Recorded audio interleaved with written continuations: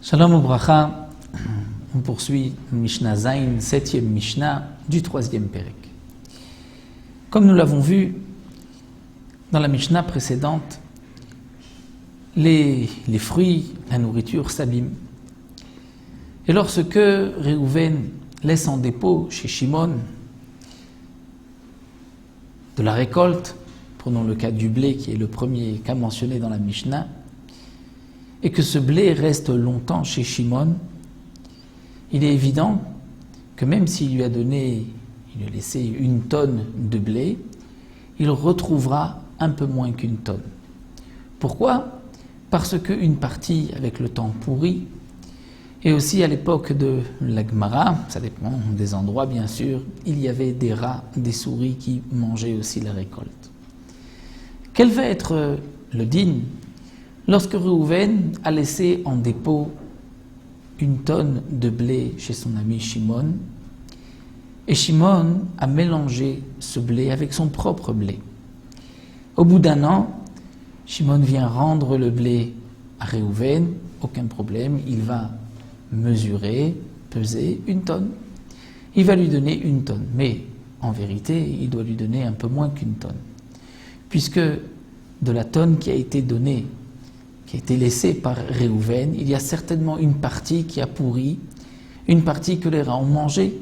Donc combien Shimon va enlever de la récolte à Réhouven? Si encore il n'avait pas mélangé cette récolte avec la sienne, il aurait pu lui dire, voici la récolte que tu m'as confiée, elle est dans ce coin-là, tu la reprends telle qu'elle est. Mais puisqu'elle a été mélangée, Réhouven réclame 1 tonne, il lui a laissé 1 tonne. Shimon pourra lui dire, je t'enlève un petit peu. Combien pourra-t-il lui enlever? C'est ce que la Mishnah va nous enseigner. Bien sûr, comme nous allons le voir à la fin de la Mishnah, tout dépend de l'endroit. Tout dépend des conditions atmosphériques. Et donc cette Mishnah n'est pas une généralité pour tous les endroits du monde, mais à partir de cette Mishnah, on pourra se donner une idée et calculer aussi ailleurs dans le monde. La Mishnah nous dit « Amafkid perot etzel chavero », celui qui a confié des fruits chez son ami, on l'a appelé Réhouven, qui confie des fruits chez Shimon. « Arezei yotzilo chesronot », si ensuite Shimon a mélangé ses fruits avec les siens et qu'il vient rendre à Réhouven les fruits que Réhouven lui a confiés, il devra enlever chesronot, c'est-à-dire ce qui a manqué, ce qui a été mangé par les rats, qui a pourri. Combien pourra-t-il enlever? La chétine velaorez, si Réhouven lui a confié du blé ou du riz. La Mishnah nous donne une quantité qui était valable bien sûr à l'époque. Tish'a chatzae kabin lakor. Pour un corps, corps c'est une mesure de l'époque. Dans un corps il y avait 30 CA et chaque CA était composé de 6 cabines. Donc un corps correspond à 180 cabines. Il devra enlever, pour un corps qui a été confié, Tish'a Chatzae cabines, c'est-à-dire 9 demi-cabines, 4 cabines et demi. Pour un corps, c'est-à-dire sur 180 cabines, il va enlever 4 cabines et demi. Ça c'est le chiour qu'il enlèvera, puisqu'on considère que c'est cette quantité qui s'est abîmée, qui a été mangée par les rats. La séorine veladochan. Si c'est de l'orge ou du mil que Réhouven a confié à Shimon, là il enlèvera un peu plus, Tish'a cabine les corps, 9 cabines, non pas 9 demi-cabines, 9 cabines pour un corps, puisque pour l'orge et le mil, il y a plus de pertes. La kousmine, si c'est de l'épeautre, ou le zérapishtan, ou des grains de lin. Shalosh Sein l'accord, pour un cours de 180 cabines, mais de 30 CA, il enlèvera 3 Sein, 10% de ce que Réhouven avait confié à Shimon. Akol lefi amida, tout dépend de la mesure, tout dépend s'il lui a confié un corps. Si c'est 2, 3, 4, on multipliera par le nombre de corps la quantité qui est marquée ici. Akol lefi azman, tout dépendra aussi du temps. Ces mesures ont été données pour 1 année. C'est-à-dire si Réhouven a confié pendant 1 an du blé, au bout d'1 an, on enlèvera 4 cabines et demi pour un corps. Donc tout dépend de la mesure, tout dépend du temps. Si c'est 2 années, 3 années, donc on multipliera aussi par 2 ou par 3. Ça, c'est ce que pense Tanakama, les Chachamim. Mais Rabbi Yochanan ben Nouri soulève une question. Dit Rabbi Yochanan ben Nouri, Vechima echpat lahem l'achbarim. L'achbarim, les rats. Pour eux, peu importe s'il y a un corps ou 2 corps, ils ne mangent pas plus parce qu'il y a 2, 3 ou 4 korim. Donc, dit Rabbi Yochanan ben Nouri, valo ochlim ben me'arbe ben kim'a. Ils mangent qu'il y ait beaucoup ou qu'il y ait peu, ils mangent la même chose. Donc, si tu enlèves 4 cabines et demie pour un corps, même si il a confié Reuven à Shimon 3 ou 4 korim, on ne va pas multiplier par 3 les 4 cabines et demie, puisque le rat ne mange pas plus s'il y a plus de récoltes. Et là, enomotzilo chesronot, et là, les corps echad bilvat. D'après Rabbi Yochanan ben Nouri, on n'enlèvera que les chesronot d'un seul corps. C'est-à-dire que s'il lui a donné 3 korines, il n'enlèvera que 4 cabines et demie, qui est la mesure qu'on enlève pour un corps, mais pas plus. Ça, c'est ce que pense Rabbi Yochanan ben Nouri. Comment les Chachamim vont répondre à la question de Rabbi Yochanan ben Nouri? Le Tosfot Yom Tov nous rapporte ce que Tosfot lui-même, dans la Gemara, rapporte au nom du Yerushalmi.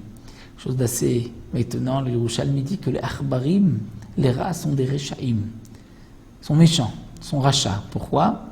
Lorsqu'ils voient beaucoup de récoltes, ils vont appeler leurs amis, dit le Yerushalmi. Lorsqu'il y a un peu de récolte, c'est pour eux. S'il y en a beaucoup, ils vont appeler des amis. Et donc, ils vont avoir plus de rats qu'ils vont consommer. C'est pour cela que d'après les Chachamim, on va multiplier les chesronot par le nombre de corps. Et donc, s'il y a 4 korines, on multipliera les 4,5 par 4. Rabbi Yehuda Omer, Rabbi Yehuda, la Mishnah nous dit, Himaïta midam meruba. La traduction, Rabbi Yehuda nous dit, s'il y avait une grande quantité, une grande mesure, il n'enlèvera pas de chesronot, il n'enlèvera rien à la quantité que Rouven a donnée, parce qu'au contraire, il va y en avoir plus, motar. C'est-à-dire, nous explique le Barthénora, comme ce que la Gemara nous dit, lorsque Rouven a confié 10 korim ou plus, là, il n'enlèvera rien. Pourquoi? Lorsqu'on arrive à une grande quantité, il n'y a pas de perte. Pourquoi il n'y a pas de perte? Est-ce que les rats ne mangent pas? Non. Mais c'est que lorsque on confie, c'est lorsque Rouven a pris tout son blé, a eu la récolte de son blé, le blé était sec. Il était sec à cette période-là où il a confié, c'est-à-dire à la période où on coupe le blé, pendant l'été, il était sec. Donc lorsqu'il a confié 10 korines, donc cette mesure de 10 corps qui est toujours un volume, des mesures de l'époque c'était des volumes, lorsqu'il a confié c'était du blé qui était sec. En hiver, le blé va grossir, va gonfler. Et donc même si les rats vont manger, malgré tout lorsqu'il va lui rendre le volume qu'il a reçu, il ne lui rendra pas autant de grains de blé. Si on comptait les grains de blé, il lui rend bien sûr moins de grains de blé, puisque le blé a gonflé. Donc si on calcule, dit Rabbi Yehuda, ce que les rats ont mangé, c'est vrai qu'il doit enlever une petite partie. Donc il ne lui rendra pas autant de grains de blé qu'il a reçus. Mais malgré tout, il n'a pas besoin de lui rendre, de compter et d'enlever ce que les rats ont mangé. Lorsqu'il lui rend le blé qui a gonflé, il lui rendra la même quantité que s'il avait eu à enlever les chesronot. Donc d'après Rabbi Yehuda, il n'est pas nécessaire d'enlever lorsqu'il y a une grande quantité, puisque de toutes les manières le blé a gonflé et il ne lui rendra pas tout ce qu'il a reçu, un peu moins, ça correspond à ce que les rats vont manger.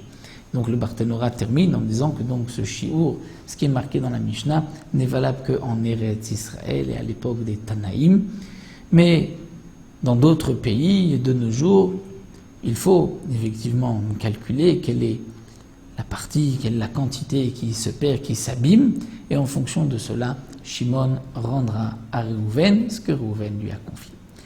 Aussi pour cette Mishnah Zayin, on poursuivra dans la Mishnah Chet le même soubia, le même sujet, mais concernant les liquides, le vin et l'huile que nous verrons dans la Mishnah la prochaine fois.